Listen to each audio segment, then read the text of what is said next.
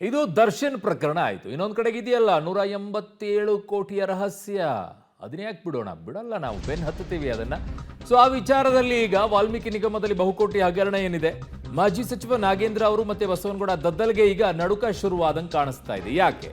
ನಾಗೇಂದ್ರ ಬಸವನಗೌಡ ದದ್ದಲ್ ಕಾರ್ಯದರ್ಶಿಗಳಿಗೆ ಈ ನೋಟಿಸ್ ಅನ್ನ ನೀಡಿದ್ದಾರೆ. ಮಾಜಿ ಸಚಿವ ನಾಗೇಂದ್ರ ಅವರ PS ದೇವೇಂದ್ರಪ್ಪಗೆ ನೋಟಿಸ್ ಅನ್ನ ನೀಡಿದ್ದಾರೆ. ನಿಗಮದ ಅಧ್ಯಕ್ಷ ಬಸವನಗೌಡ ದದ್ದಲ್ PS ಪಂಪಣ್ಣಗೆ ನೋಟಿಸ್ ಅನ್ನ ಜಾರಿ ಮಾಡಿದ್ದಾರೆ. ತುರ್ತು ವಿಚಾರಣೆಗೆ ಹಾಜರಾಗುವಂತೆ ಈಗ SIT ನೋಟಿಸ್ ಅನ್ನ ಜಾರಿ ಮಾಡಿರೋದು. ಹಾಗಿದ್ದಾಗ ಈ ಪ್ರಕರಣ ಏನಾಗುತ್ತೆ? ದೇವೇಂದ್ರಪ್ಪಗೆ ಸತ್ಯನಾರಾಯಣ ವರ್ಮಾ ಹಣವನ್ನ ನೀಡಿರುವಂತಹ ವಿಚಾರ, 4,40,00,000 ನೀಡಿರುವಂತಹ ಮಾಹಿತಿ. ಈಗಾಗಲೇ 4 ಕೋಟಿ ಹಣ ರಿಕವರಿಯನ್ನ SIT ಮಾಡಿಕೊಂಡಿದೆ. ಇನ್ನು 40 ಲಕ್ಷ ಹಣದ ವಿಚಾರಕ್ಕಾಗಿ ನೋಟಿಸ್ ಅನ್ನ ನೀಡಿದ್ದಾರೆ. ಪಂಪಣ್ಣ ಕೂಡ ಹಣ ಪಡೆದಿರುವಂತಹ ಹಿನ್ನೆಲೆಯಲ್ಲಿ ಈಗ ನೋಟಿಸ್ ಅನ್ನ ನೀಡಲಾಗಿದೆ. ಪರ್ಸನಲ್ ಸೆಕ್ರೆಟರೀಸ್ ಯಾರ್ಯಾರು ಇರ್ತಾರೆ ಈಗ? ನಾಗೇಂದ್ರ ಅವರ ಪರ್ಸನಲ್ ಸೆಕ್ರೆಟರಿ ದೇವೇಂದ್ರಪ್ಪ ಅವರಿಗೆ, ನಿಗಮದ ಅಧ್ಯಕ್ಷ ಬಸವನಗೌಡ ದದ್ದಲ್ ಅವರ ಪರ್ಸನಲ್ ಸೆಕ್ರೆಟರಿ ಪಂಪಣ್ಣ ಅವರಿಗೆ ನೋಟಿಸ್ ಅನ್ನ ಜಾರಿ ಮಾಡಿದ್ದಾರೆ. ಇವರೆಲ್ಲರೂ ಕೂಡ ಉತ್ತರವನ್ನ ಕೊಡಬೇಕಾಗಿದೆ. ತುರ್ತು ವಿಚಾರಣೆಗೆ ಹಾಜರಾಗುವಂತೆ ನೋಟಿಸ್ ಕೊಟ್ಟಿದ್ದಾರೆ. ತುರ್ತು ವಿಚಾರಣೆಗೆ ಹಾಜರಾಗಬೇಕು ಅಂತ ಹೇಳಿ, ಬಹಳ ಇಂಪಾರ್ಟೆಂಟ್ ಇದು.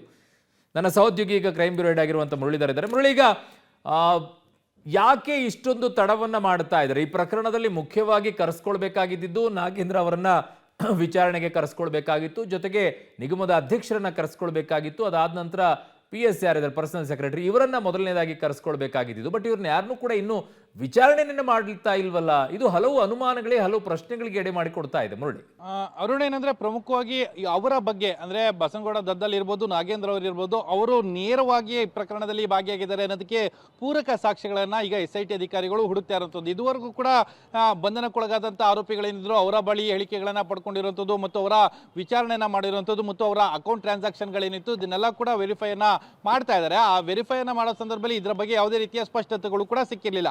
ಆದರೆ ಸತ್ಯನಾರಾಯಣ ವರ್ಮಾ ಅಂದ್ರೆ ಈ ಪ್ರಕರಣದ ಆರೋಪಿಯಾಗಿರುವಂತಹ ಸತ್ಯನಾರಾಯಣ ವರ್ಮಾ ಏನಿದ್ದಾನೆ, ಆತನನ್ನ ಬಂಧನಕ್ಕೆ ಒಳಪಡಿಸಿ ಒಂದಷ್ಟು ಮಾಹಿತಿಗಳನ್ನ ಪಡೆಯುವ ಸಂದರ್ಭದಲ್ಲಿ ಆತ ಒಂದಷ್ಟು ಹೇಳಿಕೆಗಳನ್ನ SIT ಅಧಿಕಾರಿಗಳ ಮುಂದೆ ನೀಡಿದ್ದ. ದೇವೇಂದ್ರಪ್ಪಗೂ ಹಣ ಕೊಟ್ಟಿದ್ದೀನಿ ಮತ್ತು ಅಂಪಣ್ಣ ಅವ್ರಿಗೂ ಕೂಡ ಹಣವನ್ನು ಕೊಟ್ಟಿದ್ದೀನಿ ಅಂತೇಳಿ ಒಂದು ಹೇಳಿಕೆಯನ್ನು ಕೊಟ್ಟಿದ್ದ. ಆ ಹಿನ್ನೆಲೆಯಲ್ಲಿ ನೋಟಿಸ್ ಅನ್ನ ಕೊಟ್ಟಿರುವಂಥದ್ದು, ಅದಕ್ಕೆ ಒಂದು ಕ್ಲಾರಿಫಿಕೇಶನ್ ಅನ್ನ ಪಡ್ಕೊಳ್ಳೋದಕ್ಕೆ. ಆದ್ರೆ ಅವರಿಗೆ ಬಳಿಯಲ್ಲಿ ಹಣ ಟ್ರಾನ್ಸಾಕ್ಷನ್ ಆಗಿರುವಂಥದ್ದು, ಅವರಿಗೆ ಹಣವನ್ನ ಕೊಟ್ಟಿರುವಂಥದ್ದು, ಹಣವನ್ನ ಅವರು ಪಡ್ಕೊಂಡಿರೋದಕ್ಕೆ ಯಾವುದೇ ರೀತಿಯ ಟೆಕ್ನಿಕಲ್ ಎವಿಡೆನ್ಸ್ಗಳು ಇದುವರೆಗೂ ಸಿಕ್ಕಿಲ್ಲ.